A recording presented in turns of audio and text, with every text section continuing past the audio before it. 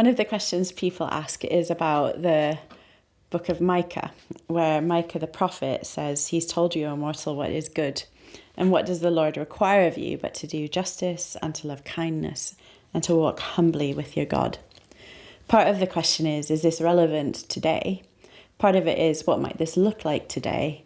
And what does this seem like in real life for a Christian who's trying to follow the ways of Jesus? So let's start with the relevance bit, I guess. It seems to me that the book of Micah and Jesus's life play out together really well. So in the life of Christ, what we see is exactly these attributes in practice. He is a man of justice. What does that look like? It looks like challenging authorities when they're oppressive to people. It looks like widening the kingdom so that God can actually speak to people. And then there's this question of, is Jesus kind? Well, his kindness isn't a soft kind of kindness, it's a deep kind of kindness. And so he challenges people at the point of sin, but he does it in such a way that they know that they're known by God and beloved by God and welcomed in the kingdom. Does Jesus walk humbly before God?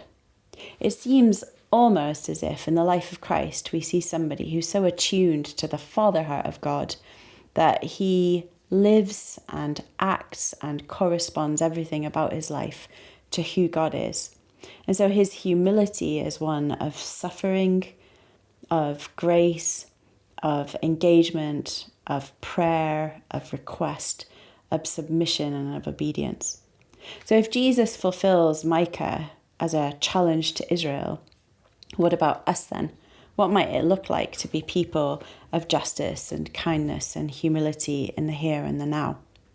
There are lots of examples of this. There's the old lady who gets alongside her friends to teach them to read so that they can teach their grandchildren to read. That's a way of justice and humility and mercy and goodness, really. It looks like people in their street getting to know their neighbours by knocking on their doors and having cups of tea. It looks like community gardens where suddenly growth is enabled and allowed and beauty is created alongside each other. It looks like helping to bring bike paths into being and being guardians of good things in communities. It also looks like in your church being people who constantly recognise in the other person how much value they have in God's eyes and treat them with absolute dignity and humanity. This verse has prompted all kinds of Christians to do all kinds of things, from water justice to treatment of women in really positive ways. And it's a challenge to all of us that we want to take seriously for our time, our place, our context. So he's told you, O mortal, what is good. What does the Lord require of you but to do justice, to love kindness, and to walk humbly with your God?